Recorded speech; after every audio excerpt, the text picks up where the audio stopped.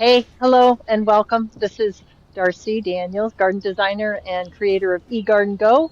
And boy, do I have a treat for you today. Today, we're going to be doing a walkthrough through my friend Joanne's garden, a dear friend of mine. She also gardens in Northeast Portland. She's been gardening in this spot since early to mid 90s, and her garden has evolved like a lot of ours. It's evolved and changed through the years and through the seasons, and as her skills and interests evolved and changed as a gardener.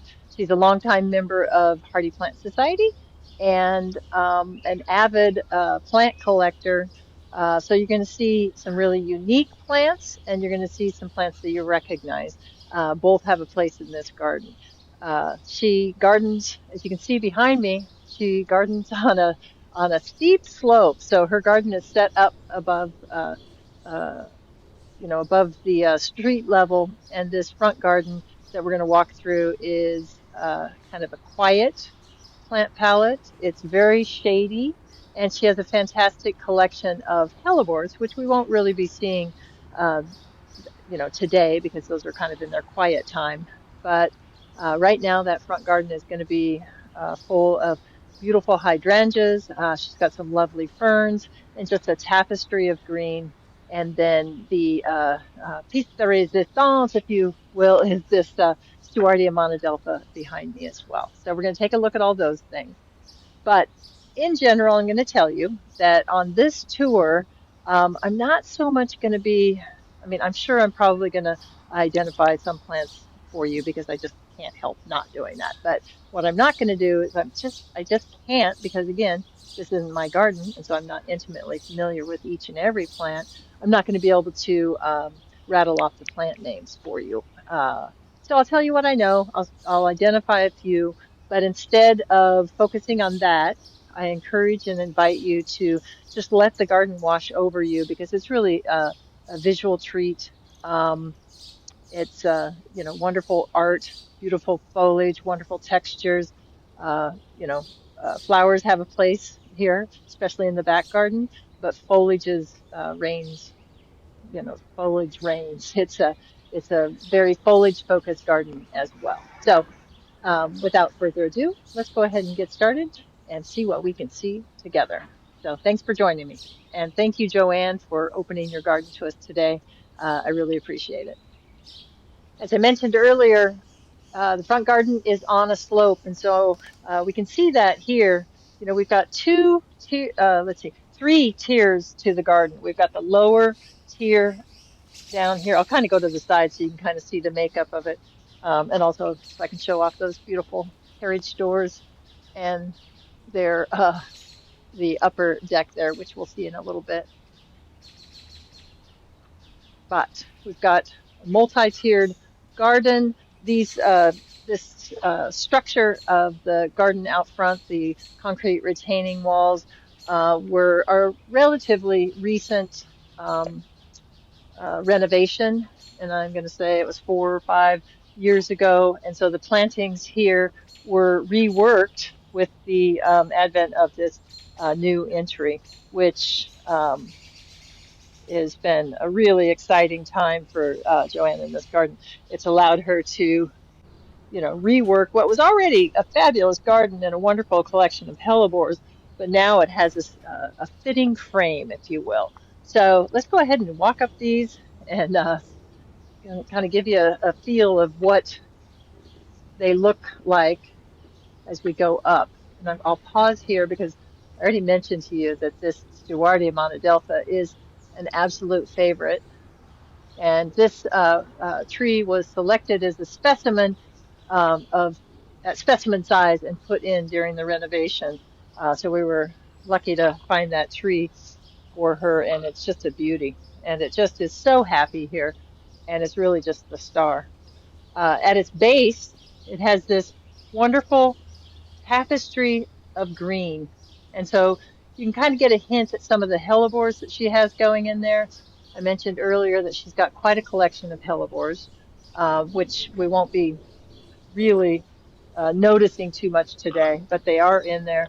And she's really an expert level grower and collector of hellebores.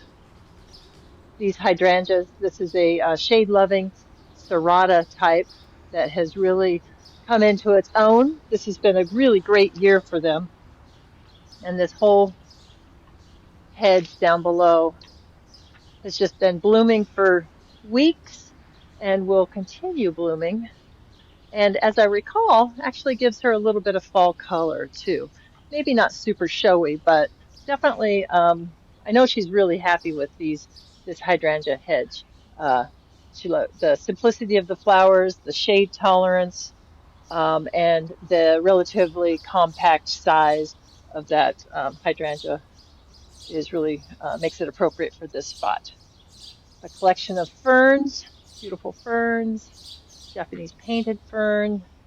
Um, and on this side, what we're looking at is, there's the Corylopsis there, which just a sea of green right now, but in winter, that's a real showstopper. Those pendulous yellow flowers. And then there's a Schefflera taiwanense there. That's on the second tier. And so it's getting up there and will be getting taller and taller in that space. But, okay, so now we're up on the upper level. And I'm now kind of going to pause on this view so you can just soak it in because it's so amazing. So amazing. So we've got all sorts of things going on here. Fantastic art elements, wonderful screen between the transparent screen that supports the vine, these kind of structural punctuation marks in that corner, some fantastic containers with some really unique and special plant collections. That Podophyllum is a treasure. And then Joanne is famed for her Podophyllum pleianthum. This guy is a gigantic monster. And actually, my start is from hers, but it's not growing to near this proportion in size. I'm going to see if I can get my hand in there so you can just really appreciate the size of that. I mean, look at that. It's enormous, enormous. So she has been cultivating this podophyllum for quite a while, and it's just shockingly amazing. So I'll show you, there's another one in a container behind me that we'll take a look at. But so that's kind of the star of this bed, but there's a lot more going on. She's got some part of her fern collection is showcased in these containers. Those are wonderful. Nice pathway here. That rectilinear stone with the mondo grass in between is great. And I'm going to kind of spin here so you can kind of see that we're at the top of the stairs. We're on an axis. So this pathway is running parallel to the street, sets up an axis for the garden. And so I'm kind of walking through the garden. And by the way, as I'm walking, I'm going to pause here. This is not Joanne's garden. This is our friend Linda's garden, who's also a fantastic gardener, and we'll be looking at that one in a different video very soon. So, yeah, nice borrowed view, right? So that's Linda's garden. And now we're back into Joanne's garden. So here's another one of those podophyllum.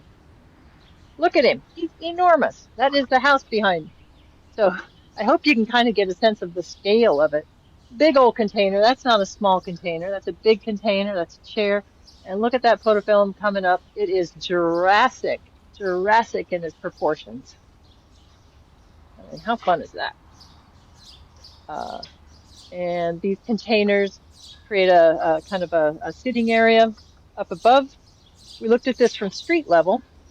So those carriage garage doors down below. Here's that, you saw the hint of that coleus planting from down below. So this is an outdoor living room, nice little fire pit. And then we swing back around so we can kind of get a sense of this axis of the garden. So the path runs all the way along, intersects with the front entry, and then of course we've got a nice front porch, very northeast Portland classic bungalow. Fantastic art. She has a wonderful collection of art glass, and so here's part of that collection, and we'll be looking at more of it in the back. And I will be identifying the artists uh, that you that we're looking at. So look for those either on the screen or in the notes. And here we are. There's these Stewartia monadelpha that we're kind of looking at from above. Now I'm kind of going up on the porch so we can kind of get a little bit of what that perspective is like for from a little bit more elevated. So I'll just do kind of a quick, not a quick, a slow pan so you can kind of just soak it in. I mean, the collection of plants here is just beautiful, wonderfully curated, unique plants with this emphasis on foliage, but there's plenty of flower and fun to be had. Look at those just wonderful textures, carefully selected hostas and ferns and podophyllums.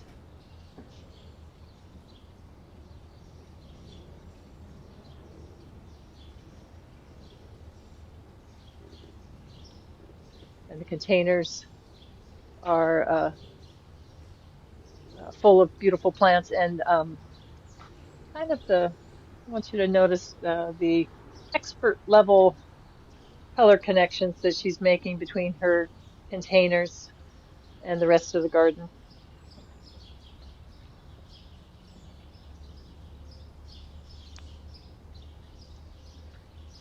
This is mostly shady up front, but this is shady, shady, shady, very dark shady. So we're going to go through, and this is a testament to even in the shadiest of spots, there are a few plants that will grow, but also art can take center stage because it really allows you to kind of um, add interest to a space with different textures. And let me show you this gate. This gate is pretty cool. She had this custom made for her. It was Ray Huston. Some of you might be familiar with his work, but these tools are um, implements that she gave him, and then he incorporated into the design. So I've always just, and a lot of these pieces in that gate have special meaning to her, as I recall. So very cool. All right, we are moving into the back garden. Very shady section here. Wonderful art, wonderful art. So love those. Beautiful fern, Fatsia japonica variegata right here. That is quite mature. It's really going up into the above the roof line. Um, that's a Davidia. So obviously it just looks like a tree at this point in time, but it's that handkerchief tree, so it's very showy in early season. This is an area where she has a lot of collector level plants, plants that I didn't know a hoot about until I uh, learned about them from Joanne. See if I can find one. Like she has Paris. I didn't even know what Paris was before I started hanging out with Joanne. And oh, I see one. I'll show you what a Paris is, and so you can learn too. So, okay, this, and they're kind of getting to the end of their show, but boy, my shadow is there. That's a Paris. So there you go. Kind of a unique plant. Um, and early spring plant, so that's why we're not seeing it do too much. We have a beautiful Jeffrey Bale did this work for her. Special piece, very special piece for her. and just a beautiful workmanship and um, just the incorporation of art and emotion and healing and spirituality in this garden um, is special, very special garden with awesome plants.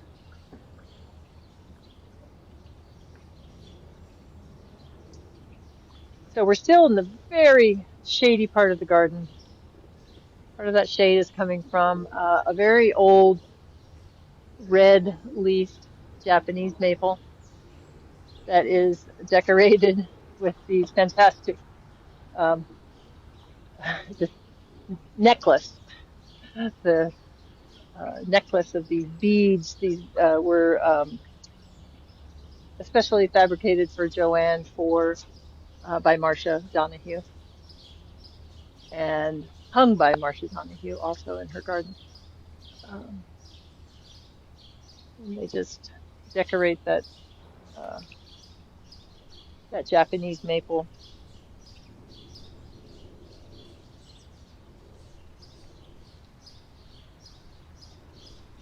Collection of ferns and just really shady corner of the garden here. But even in shade, even in dry shade, you can grow so many different plants. It's about, adapting what you're trying to grow to the conditions that you have. And so Joanne's really good about that. Um, she tells me that she doesn't water a lot. So her soil is actually quite different than mine, though, which is, I mention that because I think it affects how much and how frequently she needs to water. She's got a pretty heavy clay soil. So clay, while we all kind of sometimes talk about its downside, clay has upsides as well. Clay is nutrient rich and moisture retentive. So I think that that's part of what lets her get away with um, not watering as frequently because the soil holds the moisture. All right, so I'm just kind of backing through that area, and then we're going to go through and we're going to kind of take a look at it again, make sure we don't miss anything. The backyard garden is sunny and flower filled. This is one of her sunniest spots here and has the most long blooming, abundant blooming plants in the garden. And right now what's showing is we've got some wonderful daylilies, a dahlia with dark foliage, more dark foliage, and then more fabulous art. And this combination is looking super sweet right now. Obviously the gorgeous art, which the art glass, which I'll identify the artist for you, either on the screen or in the notes. But looking gorgeous there. Got a loquat right here. This container is a really interesting and fun container. Wonderful texture and massive size, so it's makes for a good focal point.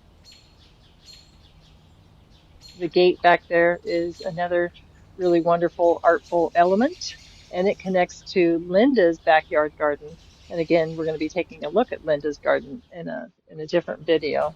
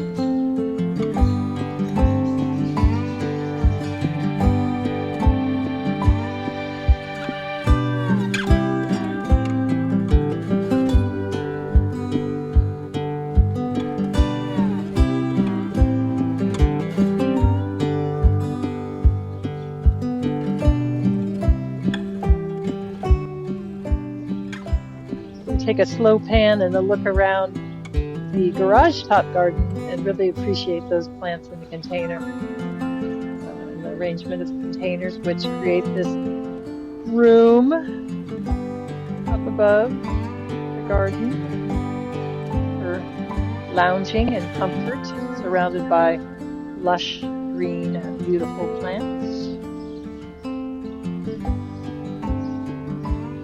And the sense of enclosure that that offers is very special. I could hang out here. You bet.